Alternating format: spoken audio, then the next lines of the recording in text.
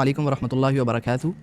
آج ہم ایک نئے پوڈ کاسٹ کے ساتھ آپ کی خدمت میں حاضر ہیں، جو کہ یہ ہمارا 3rd پوڈ کاسٹ ہوگا ہمارے چینل پر.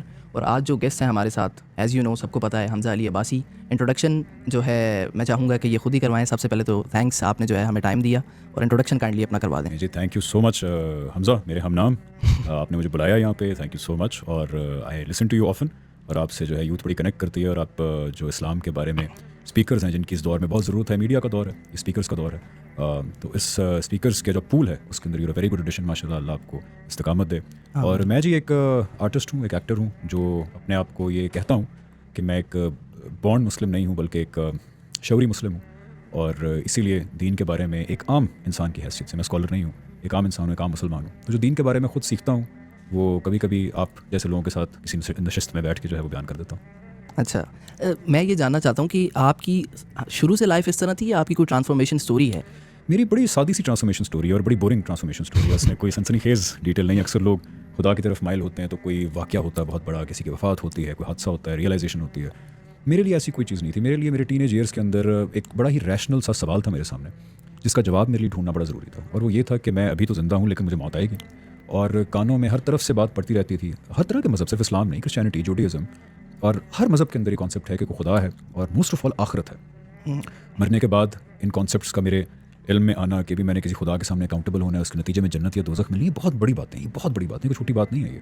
تو میں جاننا چاہتا تھا کہ ان کانسیپٹس میں کوئی حقیقت ہے یا نہیں، اگر ہے تو کس حد تک حقیقت ہے. کیونکہ دیکھیں اگر ان کانسیپٹس میں کوئی حقیقت نہیں ہے تو پھر دنیا کی زندگی ہی دس از اٹ، دین یولو کے تو پھر جو یہاں کا فائدہ ہے وہی فائدہ ہے، یہیں کا نقصان وہی نقصان ہے. لیکن اگر تو ان کانسیپٹس میں کوئی حقیقت ہے تو پھر میری ساری کی ساری ایفرٹس، اور یہ بڑا ریشنل اپروچ ہے، پھر ساری ایفرٹس میری اس اکاؤنٹیبلٹی میں، کامیابی کے اوپر میری ایفرٹ مرکوز ہونی چاہیے. تو اس لیے میرے لیے یہ سوال پوچھنا بھی ضروری تھا، اور اس سوال کا جواب جاننا بھی بڑا ضروری تھا. مجھے مذہبی چیزوں کے بارے میں بات کرنے کا کوئی شوق نہیں تھا. میں کہتا ہوں میری مجبوری تھی، میری مجبوری تھی. تو پہلے ان جوابات کے پرسوٹ نے مجھے کچھ اگنوسٹسزم کی طرف پش کیا، جس کے پیچھے بہت محرکات تھے. اور پھر ایک لمبا سفر طے ہوا جس سے میں پہلے اس کنکلوژن تک پہنچا کہ ہم سب، ہماری کائنات کسی حادثے کا نتیجہ نہیں ہو سکتی، اس کے پیچھے کوئی منظم کوشش ہے، ایک مائنڈ ہے، ایک انٹیلیجنس ہے. اور اس کنکلوژن سے پھر آگے بڑھ کے کہ وہ انٹیلیجنس کون سی ہے، اس جواب کے پرسوٹ نے مجھے ریلیجن کی طرف، ابراہیمک ریلیجنس کی طرف، اور پھر ابراہیمک ریلیجنس کے اندر اسلام کی طرف لایا. تو وہ ایک سفر تھا. اور ابھی بھی میں یہ کہتا ہوں کہ جن جوابات کو میں سمجھتا ہوں کہ یہ ٹھیک ہیں، این ممکن ہے وہ غلط ہوں. تو اس لیے میں ابھی بھی آئی ایم ویری اوپن، اور جب تک میں زندہ ہوں میں ہمیشہ اوپن رہوں گا اپنے جوابات کو چیلنج کرنے کے لیے کہ میں غلط بھی ہو سکتا ہوں. ایک لاسٹ کویسچن میں پوچھوں گا اور آج کی جو پوڈ کاسٹ ہے اس کو ختم کریں گے، آگے سون چلتے رہیں گے. کہ آپ نے قرآن کو پڑھا ہوگا لازمی ٹرانسلیشن کے ساتھ سمجھ کے، آپ لوگوں کو کیا میسج دیں گے کہ قرآن ایک بچہ یا پھر ایک بندہ جو ہماری سوسائٹی میں، کیا اس کو قرآن سمجھنے کی ضرورت ہے یا نہیں؟ آپ نے یہ بتانا ہے کہ ضروری ہے یا نہیں، یہ نہیں کہ کر لو یا نہ کرو، ضروری ہے یا نہیں.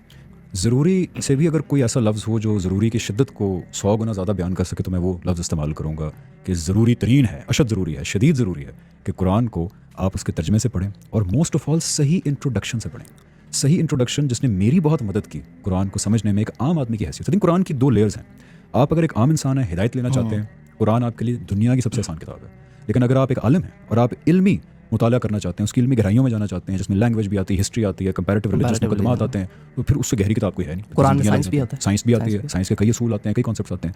تو علمی مطالعہ کریں گے کوئی گہرائی نہیں ہے. عام آدمی کے طور پہ جائیں گے میرے طرح تو اس کی اتنی آسان میسج ہے قرآن کا، لیکن اس کو صحیح انٹروڈکشن سے اگر پڑھا جائے. ہمارے المیہ یہ ہے کہ دنیا کی ہر کتاب کو پڑھنے کے لیے اور سمجھنے کے لیے ہم کچھ رولز اپلائی کرتے ہیں، لیکن قرآن کے معاملے میں رولز کو اٹھا کے سائڈ پہ رکھ دیتے ہیں، اور کوئی ہمیں جو کوئی ایفرٹ پٹ ہی نہیں کرتے ہیں. کوئی ایفرٹ پٹ نہیں کرتے. جیسے اگر میں کوئی کتاب پڑھ رہا ہوں اور مجھے اس کا انٹروڈکشن نہیں پتا ہے کتاب کیا ہے، تو میں کبھی بھی اس سے کوئی بات سمجھ نہیں پاؤں گا. جیسے میں اگر شیکسپیئر کی ہیملیٹ کو تاریخ کی کتاب سمجھ کر پڑھنا شروع کر دوں بالکل تو میں تو گمراہ ہو جاؤں گا. تو قرآن کیا ہے؟ 2 لفظوں میں بتاتا ہوں. قرآن یہ ہے کہ اللہ تعالیٰ نے اپنے آخری نبی اور آخری رسول صلی اللہ علیہ وسلم کے تھرو دنیا کے اندر ایک معاملہ کیا. وہ معاملہ کیسے ہوا؟ وہ اللہ تعالیٰ نے اس وقت یہودیوں کے ساتھ کیا مکالمہ کیا، عیسائیوں کے ساتھ کیا کیا، صحابہ کے ساتھ کیا کیا، مشرکین کے ساتھ کیا کیا، اس ساری چیز کا جو پریزرو ریکارڈ ہے، اللہ تعالیٰ کی آڈیو اسپیچ کا ریکارڈ جو ہے وہ قرآن کریم ہے. اللہ تعالیٰ نے قرآن میں کلیئرلی بتایا ہے کہ رسول کے تھرو اللہ تعالیٰ دنیا میں ایک عدالت لگاتے ہیں. سورہ یونس میں، سورہ ابراہیم میں، سورہ بہت جگہ ہے. وہ عدالت اس طرح لگاتے ہیں کہ رسول کی امیجیٹ ایڈریسز کے لیے ٹروتھ کو بیانڈ آل ڈاؤٹ واضح کیا جاتا ہے. قرآن میں وہ ریکارڈ موجود ہے کہ کیسے وہ ٹروتھ بیانڈ آل ڈاؤٹ واضح ہوا. پھر جو ماننے والے ہوتے ہیں ان کو دنیا کے اندر جزا دی جاتی ہے، ریوارڈ دیا جاتا ہے. قرآن از دا ریکارڈ کہ وہ ریوارڈ کیسے دیا گیا. اور جو پھر رسول کو جھٹلاتے ہیں، نہیں مانتے، پرسیکیوٹ کرتے ہیں، ان کو دنیا کے اندر سزا دی جاتی ہے. قرآن اس کا ریکارڈ ہے کہ وہ سزا کیسے دے گی. سورہ توبہ فار ایگزامپل اس کا ریکارڈ ہے. یہ پوری ہسٹوریکل پریزرویشن آف کہ حضور صلی اللہ علیہ وسلم کے تھرو دنیا دنیا کے اندر اللہ نے 23 سال میں کیا معاملہ کیا تھا وہ قرآن ہے. اب اس زاویے سے آپ پڑھ کے دیکھیں تو قوم عاد قوم سمود یہ اسٹوریز ول میک سینس کہ اچھا ان لوگوں کے تھرو بھی اللہ نے زمین پر ایک عدالت لگائی تھی, ماننے والوں کو یہ جزا دی تھی, نہ ماننے والوں کو یہ سزا دی تھی, اور حضور کے امیجیٹ مخاطبین کو بھی کہا جا رہا ہے کہ وہی جو قوم نوح کے ساتھ ہوا تھا, عاد کے ساتھ ہوا تھا, سمود وہ تمہارے ساتھ ہوگا, وہ تمہارے ساتھ. اور اگر پوری قوم کو ختم کرنا مطلوب ہوگا تو نیچرل ڈیزاسٹر آئے گا, پوری قوم کو ختم کرنا مطلوب نہیں ہوگا تو تمہارے ساتھیوں کی تلواروں سے ان کو سزا دی جائے گی. اچھا یہ ہوتا کیوں ہے؟ کیونکہ رسول کے تھرو دنیا میں اللہ تعالیٰ جو عدالت لگاتے ہیں وہ اس قیامت کا سب سے بڑا پروف ہے جو مرنے کے بعد ہم سب نے فیس کرنی ہے. بالکل, کیونکہ انسانیت کا المیہ یہ ہے, جیسے ہم نے پہلے بات کی, آخری بات ہے کہ خدا کو ماننے میں مسئلہ نہیں ہوتا, آدھی سے زیادہ دنیا مانتی ہے, لیکن وہ خدا جو آپ کی پرسنل زندگی میں انٹرفیئر کرتا ہے یا جو آپ کی زندگی کا کنٹرول لینا چاہتا ہے یا جو قیامت کے دن اکاؤنٹیبل کرے گا, اس خدا سے نا انسان کو زیادہ پرابلم ہے. خدا کی ماننا مشکل ہے, خدا کی ماننا مشکل ہے. انسان اپنی فریڈم, یہ وہی فریڈم جو اللہ تعالیٰ نے ہمیں دی ہے, یہ سرنڈر نہیں کرنا چاہتا کسی کے سامنے. تو رسول قیامت کا سب سے بڑا ثبوت بن کے آتا ہے.